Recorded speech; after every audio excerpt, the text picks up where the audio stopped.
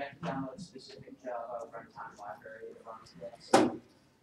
No, Eclipse is basically an IDE. You just download the Eclipse, one that's standard for Java developers. If you've already downloaded, first of all, I would go ahead and download the standard Java SDK. And just have that, in your program files, and then when Eclipse installs, it'll find Java, and that'll be then compiled and used for its Java perspective. So yeah, you're just looking for the standard Java developer version of Eclipse right now. We'll get the JDE version of that a little bit later.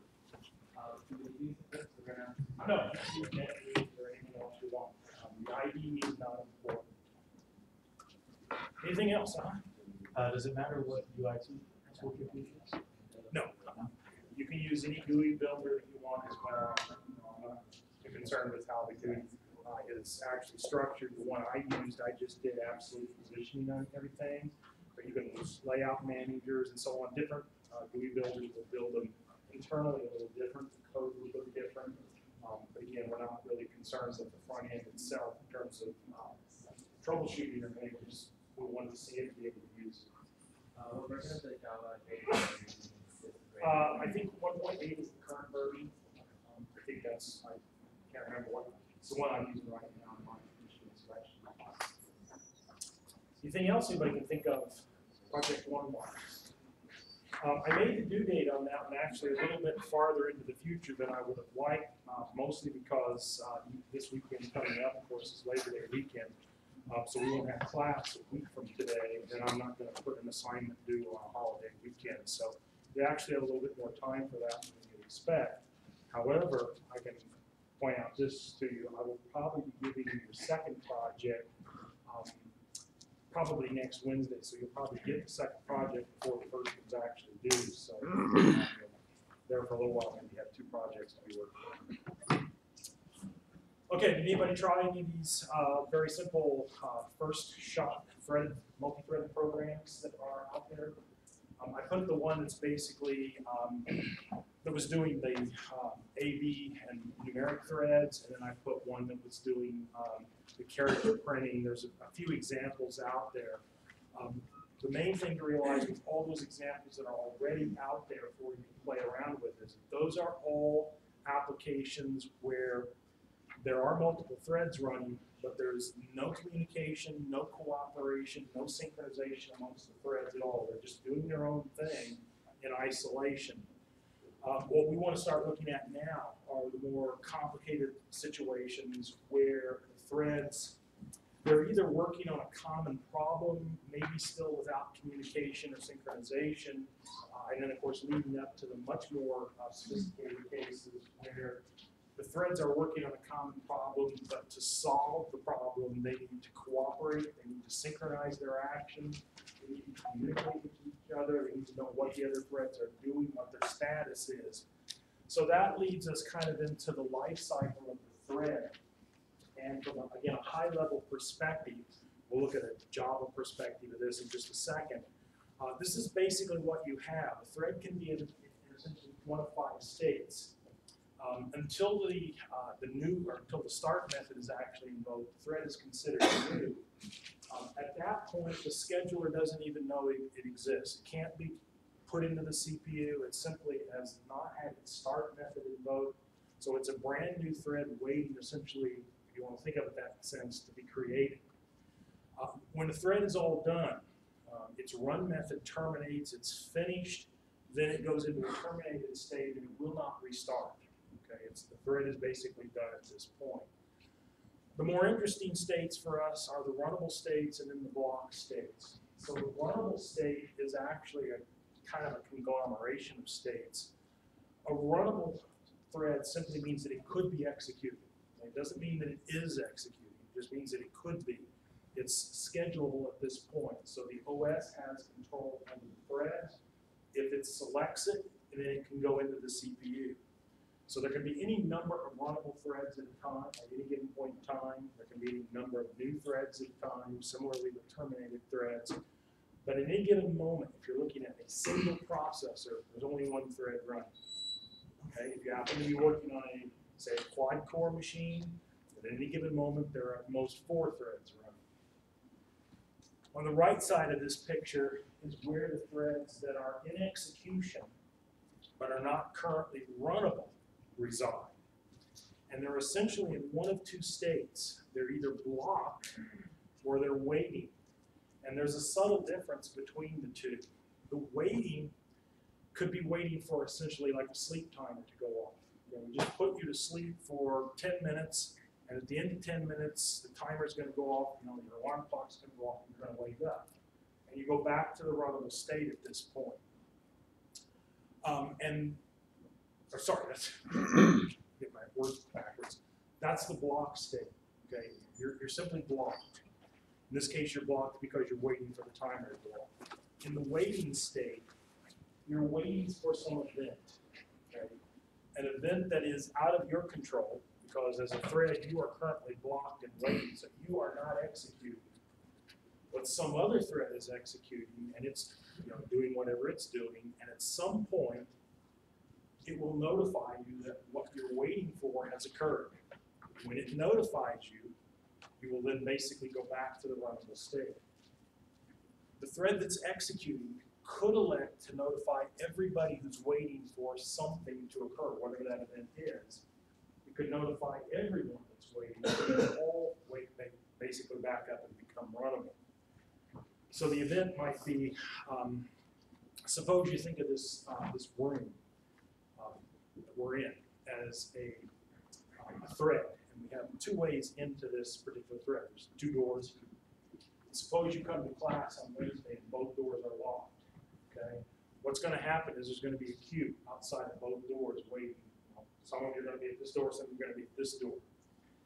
If the thread inside unlocks both doors, then you're both going to be signaled. Both queues are going to be signaled at the same time, and you're going to start streaming at the doors. Okay. If the thread inside only unlocks that door, then only those people are going to come in. Okay. So the thread who's executing can decide who it's going to notify. It can notify everybody that's waiting, or it can notify just one. If you're notifying just one, then you'll see down there that the notify method basically has a parameter which can be, who am I going to notify? Notify all, everybody that's waiting on that event is notified. You can't be selected in that case. In essentially in a signal case, what happens is to get into the block state, you're interrupted. Okay, now that interruption could be, for example, like a join method. Thread is executed and you count as a join method. Join says, I'm going to wait for some other thread, the one that I'm joining, to complete. Okay, so essentially at that point, I am blocked until that thread completes. When that thread I'm waiting for completes, then I'll be signaled and I'll be able to return to the runnable state. What happens if the thread I yield to, or I join to, sorry, let's do join. What happens if the thread I join doesn't terminate? Never ends. What happens to me sitting over here in the block queue? I never get back into the runnable state. Okay? So it's important to kind of begin to realize that when the threads are cooperating, the signaling and the successful completion of threads becomes a very important aspect to make sure that the threads actually complete. And to go forward here a little bit, just kind of explain those steps, which I just did. Here is actually a more correct version of that picture from a Java perspective. These are now actually Java methods that you see on this diagram. And they're showing you how you move, again, between this runnable state and essentially a blocked state. So the runnable state in that previous picture are now split into two states. There's a difference between ready and running. Okay? Ready means you're scheduled. Okay? You're not actually in the CPU. Only a running, executing thread is in the CPU. That's the only thread that's actually in the running state. Again, it depends on how many processors you have as to how many potential threads you have actually running at the moment. We don't want to restrict ourselves at all in the way we're thinking about this. So we are just going to basically make the assumption that we have lots of threads running. We have as many processors as we need. 2, 4, 6,000. Okay? Just depends a lot on the machine that we're working on. We talked a little bit the other day about kind of inherent parallelism parallelism that's in our programs and our applications? Well, again, this is kind of where the number of processors comes into play. If I'm working on a problem that's massively parallel, I have a lot of things I can do in parallel. Generally, more processors is going to help me. If my program is not terribly parallel, if there's some things I can do, then again, a smaller number of processors is still beneficial, but I don't need thousands of processors necessarily to do that. So think, again, like your normal machine, maybe you've got a dual or quad-core processor. So we've got multiple threads that are actually executing. Now again, when you are executing, you hold the CPU, and the way modern thread-scheduled CPUs actually execute is you're given a fairly small slice of time, it's called a time quantum. You can get into the CPU and work, okay? And as long as your time is still running, you can stay in there and work, okay? You might have just processing that you need done. And so let's suppose, for an exaggerated case, let's suppose that your time quantum is 10 seconds long. It's never 10 seconds long. But let's suppose it's 10 seconds. And all your application, all your thread does during that 10 seconds is just processing. Then you'll probably stay in the CPU for the entire 10 seconds. And then at the end of 10 seconds, your time is up. And the processor will go through a context switch, and you'll go back into the ready state. And we'll move another thread into the processor to actually get some time to work there. So let's suppose you just got in, okay? You're starting your 10-second time quantum. And let's suppose you start executing a few instructions, and then boom, the application of the thread asks for some I/O. What's going to happen now? The processor is not going to keep a thread that's currently asking for I/O in the CPU. You're going to lose the CPU because that's an external processor that's going to handle the I/O. So you go back to the ready state again. Okay, so that's a timeout or a yield, or in this case, an interrupt. Okay, but the interrupt in this case that you're actually waiting for is down here. Okay, so you're not going into a ready state because the I/O that you're asking for has to finish before we put you back in. There would be no point to putting a thread who has just been kicked out of the CPU for I/O back in the ready state. Because what might happen is it would get scheduled again, go back in the CPU, and the I/O it was waiting for isn't done. So it can't do anything. You just have to get kicked back out again. So down here in this, you see this branch right here on the interrupt. That's generally because the thread has asked for something to happen that is beyond the CPU's control, and we can't work on the thread, so you're down. But we wait for that event, which in this case would be an I/O processor, to actually say, okay, I got the I/O, or I got the whatever this process wanted. It's now in this buffer. You can reschedule it. So that would put you back into the ready state. But if the I/O, until the I/O finishes, you're waiting. The running thread might put itself to sleep. It might invoke a sleep method. That again would be a common thing to see in a simulation type program. You want to simulate random times of arrival or behavior or something of that sort. So I would just put the thread to sleep, and when it goes to sleep, we're not going to work on it. Okay, so you put it down in the block state waiting for its timer to go off. And then this one over here is the one that's, again, most interesting for us from a synchronization point of view.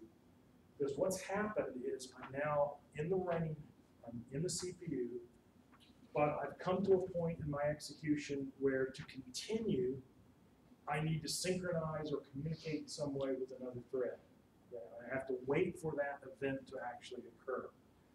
I will wait for that thread to tell me what I'm waiting for has occurred. Until it tells me, I sit down there in that wait block state indefinitely. So you can see that there's a lot of ways into the block state. There's also a lot of ways out, but they all take you right back to the ready state.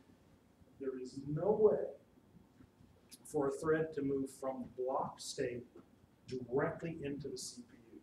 So you have to go into that ready queue, if you will, that ready state to be scheduled. Even if you're the only thread in the process, you still go in and get scheduled by the scheduler. So it's not possible to move out of those queues and get again, that block state down there, think of them as essentially a bunch of queues that you're waiting in for timers or events or something to happen that will allow you to go back into that waiting state. And again, eventually the thread you expect to terminate successfully, so that thread will go on to the terminated state and the thread is done. That's important again from the point of view of the thread who might be joining on that thread, because until it terminates, it doesn't get into the ready or runnable state again.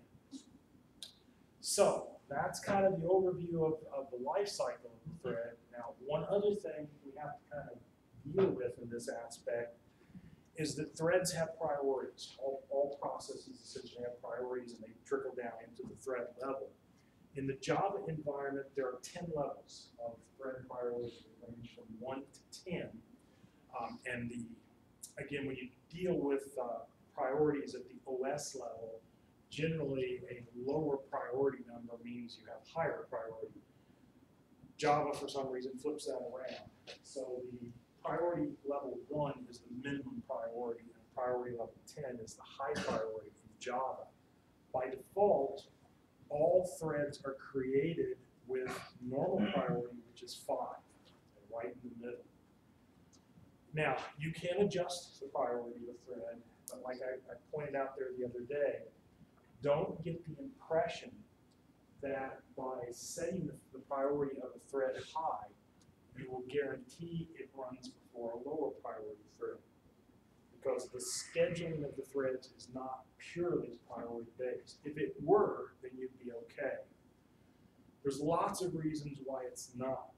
Here, this picture is one of the ways you may begin to understand why it's not just based on priority. This picture shows 2 threads up here at the top level that are highest priority. Their A and B threads are priority 10. There's a priority 9 thread called C, and then there's a whole bunch of them at various other levels with lower priority. Suppose that we have just a continuous stream of thread A's and thread B's coming into this processor. Okay? It's hard to find a time when I look inside the processor and I cannot find a thread A or a B. Okay? What does that mean for thread C? It means it's going to wait for a long time to get executed. Because as long as there's a higher priority thread, it won't get executed if it's based solely on priority. Not to mention what these poor fellows down here are going to see. Okay? They're never going to get executed. There's a story in operating systems. At MIT, they were probably been 8 or 9 years ago now. They were dismantling one of the old mainframes that had been on the campus since the late 60s. And as they were going through the process of shutting down the system, one of the things they were looking through, of course, was the job queues and all this and that. And they found a process that was sitting in there waiting to be executed that had been scheduled sometime in like 1974. It had never been executed, so I hope that person wasn't waiting for their homework to come out. But that's the problem. It was a pure priority-based thing. There were always enough things going along.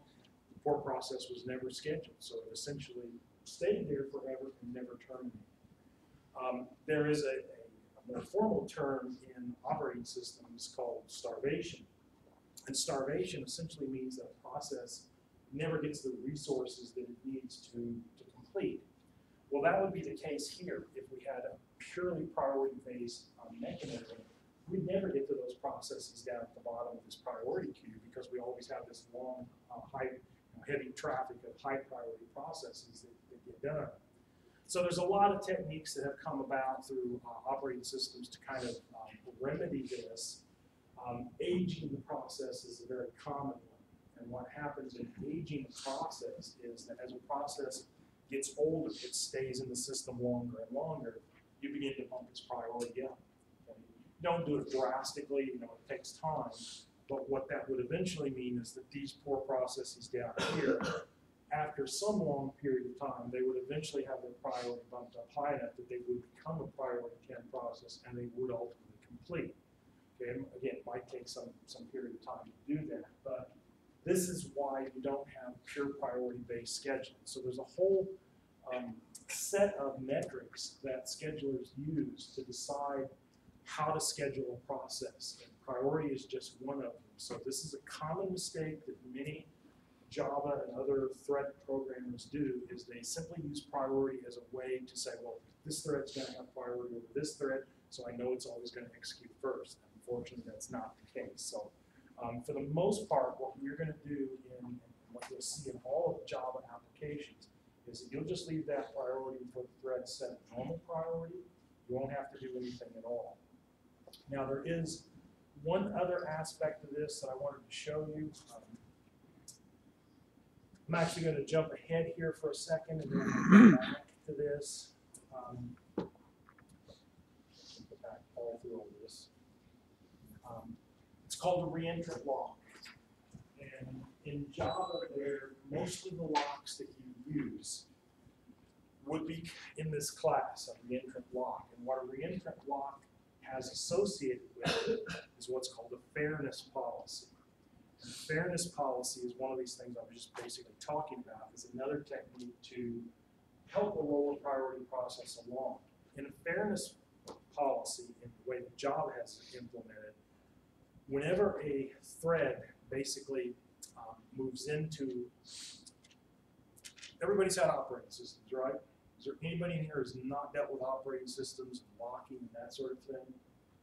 Okay, well, you remember the bit about locking, and what locking is used for is the critical section. When a process needs to enter its critical section, essentially it has to be guaranteed mutually exclusive access to that critical section. Nobody else is doing that at the same time. Well, that's most commonly implemented with locks. A reentrant lock is the way that Java implements a fairness policy, which says that when something is locked and then a thread unlocks it, the one that's been waiting the longest for that lock gets the lock. So this is a place where essentially priority is completely thrown out the window. It doesn't matter if you're a high priority thread or a low priority thread. It simply matters who got there first in the lock queue. That's completely different than what we were just looking at here with this picture. Here, if I'm sitting in this queue, for example, and there are 16 different threads waiting to be notified that an event has occurred, and a thread notifies me as one of those 16, doesn't matter if I got there first or last. The thread notified me, I'm the one that gets moved back to the ready state. Doesn't matter if anybody else has been sitting there 10 days longer than I have. I was the one that was notified. If notify all is done by the thread, then we all rush back at the same time. And again, how we arrive in that queue for the scheduler, we don't know. We don't know who's going to get there first. And it really doesn't even matter, because as far as the schedule is concerned, or the queue is concerned for the scheduler, it's not priority based either. Okay? So it just has a sea of processes to look at from the scheduling point of view. Now, as we get more involved with our applications, we have generally a number of threads that we're going to have to take care of. What Java has in this runnable interface is also a way to declare a class of objects. It's called an executor interface, and the executor essentially is a way to manage runnables. So instead of having your application deal with scheduling, the creation and so on of the runnables that you're creating, again, when I say runnables, just think threads. The interface, the executive interface, is basically a way to create a thread pool. Now, for many multi-threaded applications, thread pools are a way to speed up execution. Because again, think about what a thread is. It's essentially a process that you're going to be scheduling. It has a certain set of resources that have to be allocated to it, memory, space, all these kind of things. It takes some time to schedule that, okay, get that all set up. So instead, what I do is I keep a pool of threads ready to go. And they've already been allocated. I need a thread to go to work. I just grab it out of the pool and say, do your thing. Okay? When you get done, you go back into the pool and you wait for a reallocation to do your thing again. So commonly, we're going to see a thread pool. I wanted to show you an example that was basically just like we did last time, where all we were doing was just putting threads to sleep for a random period of time. But the difference between that example and this one is that I'm controlling the threads with an executor interface. So here you don't really see any difference in this code. I have a print task that's just printing out what the thread is basically doing. It's a sleep timer. So the thread goes to sleep, it sleeps for some random period of time, and then it wakes up. It's all the thread is showing what it's doing. But in the case where I'm driving this now, in the main thread, what I have is this executor interface that I've created. You can specify in this parameter how many threads you want to have in the pool. If you don't specify it, then it's essentially an open-ended number, and as many as you create is what will be in there. But you can set an upper limit if you want. You don't have to necessarily create all the threads at the time. So I'm just creating 3 threads here in this case, and starting them. And then in the executor interface, the other thing we'll talk about a little bit later on is what kind of a thread pool you want. Cache thread pool is a fairly common one, so it will remain in the cache memory. But there are some other kinds that we'll see as well. So now to actually start the threads, the difference is that I simply call the execute method on the executor interface object that I've created. So my thread executor.execute then starts the 3 threads that I created, and they're now off and running. So when you see this actually run, you notice in the examples here, you see where I start the threads, and then it says the thread started with the main end. So the main method at this point is terminated. The threads are all what's actually working. The executor is in control of them. It starts them. They're going to sleep for the random periods of time, and then they're waking up. So you can see that, again, depending on how many times you try it, the threads will go to sleep and wake up in different orders because of their random sleep times. So again, not predictable what you're going to see, but the real difference here is that we're using an executor to actually control the threads. Okay, now, this is where we actually start to branch out and look at the more complicated cases of threads. Everything up to this point, every one of those examples, we start threads, they do their thing in complete isolation, they don't know or care that there's another thread in existence. But many, many problems that you'll have to work on require some cooperation or communication between the threads. The next most complicated case is where you have multiple threads.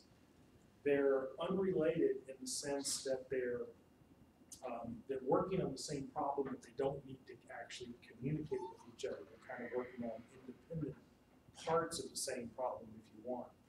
The last case is the one that really requires synchronization. So here is a case in point. Suppose you wanted to find out, I used a prime number. You could do the same thing with like roots of numbers or something of this sort. Suppose you wanted to know if a number was prime. How would you go about doing that? If the number was bigger than 1, 3, 5, something like that. How would you go about doing that? I'm just giving you a really big number. How would you start the process? You divide it by 3. You can see if it's divisible by every number. Yeah, say, okay, I'm going to divide it by 2. Do I get an even number? 3, 4, 5, and so on. Well, what you just described is a parallel process. Start a thread, give it the prime number, give it the number you want to know is prime, have one of the threads divided by 2, another thread divided by 3, another thread divided by 4. Put them all to work. Okay. Some of them are going to come back if the number is not prime and say, yeah, I found I was able to divide it evenly. Others will say, nope, I didn't find an answer to that. What happens if I have a really big number and every thread that I start doesn't find that it divides it evenly? I have a prime number, right? So that's what I did here. I wrote a program that did exactly that. Give it a big number, and then I start a bunch of threads running, each with a different root, basically, a different divisor, and then I just start them all to work. So here's a case in point where I did 3 different values here, and they're kind of hard-coded into the code there. I'll put this example out for you too. These 2 numbers aren't prime. So what happens is, in this case, thread 0, which is the one that's going to divide by 2, discovers that it divides evenly. Thread 3, which is dividing by 311, also discovers that it can divide evenly, and so on. So it's basically because some of the threads return, I know that the number is not prime. Now in this particular example, I just let all the threads actually execute to completion. But in reality, if I was really smart at this, what would I do? First one comes back with an answer that says, hey, I'm a divisor, I just kill all the other threads. I don't want to know what the roots are, I just want to know if it's prime or not. So I can stop all the other threads from executing. The last case, the one there at the bottom, is 5557, which is a prime number. So you can see in this case that all the threads completed. Nobody came back and said that, hey, obviously it will divide your number evenly. So I have a massively parallel problem here that I basically solve with a whole bunch of threads. They don't need to cooperate. The 2 divisor doesn't need to tell the 3 divisor anything that it did or anything that it found. They just run in isolation, solve their own problem. So that's a very good example of why you want to use multiple threads to solve a problem where the threads don't actually need to talk or communicate in a way. But the synchronized ones, that's the much tougher case. And there's a whole bunch of, I mean, you can just search the net if you want until you get so bored you can't stand it anymore, of problems that have come about with people that have written multi-threaded code where the threads need to synchronize and they didn't do it right. They didn't do something in that code right, and things just went completely south very, very fast.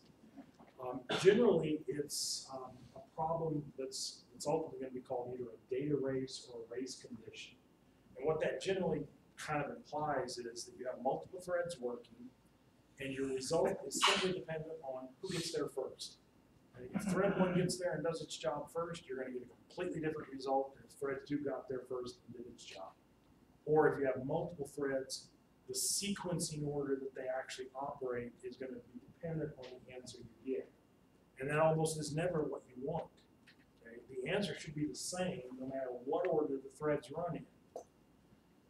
So to prevent that kind of thing from occurring, you have to be very careful with the synchronization and communication in the threads. The threads have to know what the other ones are doing. They have to prevent a thread from doing something that it can't do until it's time for it to be able to do it. And it won't know that itself unless it has some communication with other threads. Here is a case in point, very simple case. We have a little steam boiler, okay? And the boiler is, it's like running the heating plant in a building or something of that sort. And there's a gauge on the boiler, and we can read the pressure, and if the pressure is in some safe range, say between 10 pounds and 50 pounds, we can bump it up. So if it's like at 10 pounds, we can add some and get it up to 50.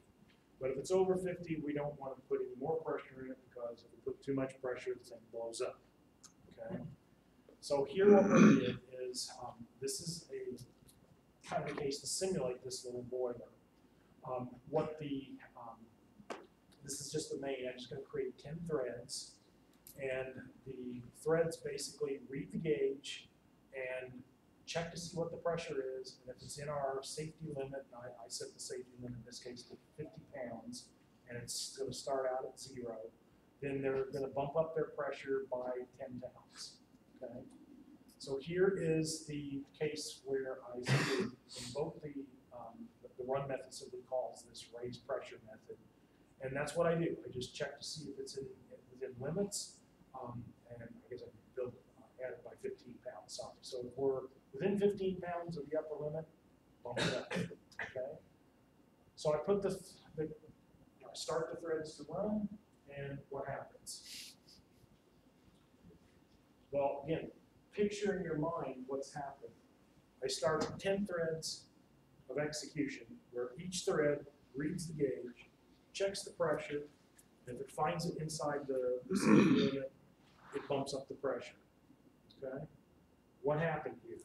They all read the same safe pressure. 10 threads ran in there, they all read the gauge at 0, and they all put 15 pounds in it, and it blows up. Okay? We obviously don't want that to happen. So this is a data race condition. And the race was, they all got there first, they all read 0 pounds, and things blow up. What we want to have happen is, and again, I don't know which one's going to get there first, but let's say that thread 0 gets there first. If it gets there first, what does it have to do? It changes the value, but it has to do something else first. It has to make sure that nobody else reads the gauge until it's done. Because what it might do is bump the pressure up. And you can't say it might or might not. We just don't know what it's going to do. So the first thing it has to do is grab that pressure gauge. That is essentially our lockable object. That's the thing we're checking. So if I get the gauge, nobody else gets the gauge. Okay? I look at the gauge, it's in pressure, it's in range, I bump it up. And then when I'm done with it, I unlock it. And the next one can come in and grab it, but what they see now is what I did to it. So if I bumped it up 15 pounds, they now read 15, not 0. And the same thing would happen with the next one. After it's done, the third one would read now 30 pounds, and so on. And we would not have this kind of scenario. So here is that basic version of that. I did this one in the quick and dirty way by just sleeping the threads, forcing them to sleep. So here what you see is that some of them come in and they actually read the gauge and then they stop. They don't go any further because they're seeing what comes from behind. I put in this little aside. There have been, like I mentioned, many famous and infamous kind of problems that data race conditions have led to in code. Probably it's back in the early 2000s now, just after the turn of the century. There was a massive power outage in the northeastern part of the United States. Maybe some of you were up there when that was happening. It essentially took out most of the northeastern power grid, part into Canada, and so on. There was, at the time, real concern that the actual entire U.S. power grid was going to be affected by this. It was going to all come down. And it's like most news stories of this sort, after the power gets restored and everything comes back up, nobody ever hears, what happened and why it occurred. But this one, if you were following what was going on, they actually discovered in the traceback that what happened in a sense was that as power is being dumped onto the grid by power plants, they're looking, of course, at monitoring loads on power transmission lines and so on. And essentially, if the load is within safe range, they can dump more power on. Well, they were looking at some code that was running, checking their gauges, and of course it says, hey, it looks like it's fine, so you're just dumping more power on. And what was happening, then you can tell this was occurring in late August, so it's hot. There's a lot of power being used, so more and more power is going on. But unbeknownst to the operators of these systems, the system that they were using essentially had a data race condition going in. There was an alarm that was going into essentially an infinite spin cycle that was not being registered. So all the power companies were simply dumping more power onto the grid because the power demand looked like it was up. Well, transformers and things started overloading and burning out. And if you ever watched a video picture of this, which you can find on the net, it's essentially a time lapse of the spread of this and just going out and out and out and out and further. The way they prevented it from actually stopping or actually infecting the entire grid was actually kind of creating a fire line out around it. They took power grids offline out around to prevent it from going and expanding out even further. Ultimately, it was all down to somebody who wrote some C++ code and they didn't do their job very well. One line of C++ code. The overall effect of that was somewhere in the order of about $30 billion of damage that was caused. One line of code. Here's a much more famous one, the EC0831 incident. This was one of the early days of radiation machines for cancer treatments, and this was basically a consortium group between a French company and a Canadian company. And they built these, what were called EC0831 machines. Might have given you a tip off what's the first 24 like. But again, this was in many ways just attributed to a data race condition. It actually got much more worse than that in the end because they had a alarm system going off that essentially in their manual for the operator, if this condition occurred, what they were supposed to do was set a reset, but the condition wasn't actually being triggered correctly, so the reset was just increasing the radiation dosage that the patient was getting. Several people died from over-radiation of these. One of the operators said they heard the patient screaming, but they just thought, they were screaming. That's that way things are in there. The companies ultimately, the AECL, the one in Canada, ultimately went out of business, out of this kind of business. Corps Media France is still very much in business. They're still making machines of this sort. So if you ever go in for cancer therapy radiation, you might want to check the label on the machine before you actually agree to it. But again, these are all problems that have come about simply because somebody didn't do their job with the civilization. My brother works at Harris, and he told me that one of their data servers actually depends on a race connection to connect to the network. And if something initializes before that, you just have to reboot the machine and hope that it connects first before the other machine. Yeah, it's. He says he hears a lot of just becauses. And Just because. It's that way just because. Yeah, that's what happens with the data race condition. You really don't know what's going to happen. It's a very, very bad thing in many cases. I guess network connections are a little bit more benign than many kinds of things, but it is, there's no question that when you write multi-threaded applications that require cooperation and synchronization, it is extremely difficult software to write, and you guarantee that you're doing it right because there are so many combinations of things that can happen. So I just want to introduce this case, kind of give you some problems. Many of these are classical synchronization problems. You're going to work on your next assignment is going to be again, one of the sort. We're going to have multiple threads that do require synchronization and cooperation. But a common kind of thing that happens if you don't control a data race condition is what would be called a lost update problem. A lost update problem can probably best be described this way. You think about reserving a seat on an airline. Okay, you can do that all over the place, from your house, from your phone, from an actual airline reservation terminal. So there's a multi-threaded application. What you're looking for is one seat on a plane. Okay.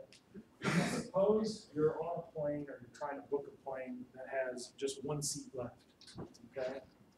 And you're on your laptop getting ready to buy that seat, and somebody else somewhere else in the world is also on their laptop about ready to buy that same seat.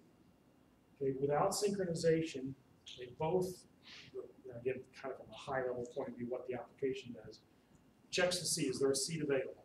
The answer is yes. Okay. Next step, buy the ticket. Okay. What happens? Somebody's sitting on somebody's lap for the flight, right? Because the seat's been so close. That might not be a bad thing, but it's probably not what the airline intended. So the only way to prevent that is when you look at the airline, you look at the seat. If there is somebody looking at that seat, you are blocked. They may buy it, they may not. If they buy it, and then you come in to look, sorry, the plane is full. Okay? If they don't buy it, then you can buy it after you get in. But you can't go in there at the same time and look at the same value because the update is lost in that case. The other transaction had no way of knowing that the seat was actually sold because they both look at it as available, they both buy it, and that's the end of the game. So next time then, we'll actually look at how you synchronize it, how you do the locking, how you do the signaling, and then you'll be ready to basically do your next project. So see you on Wednesday.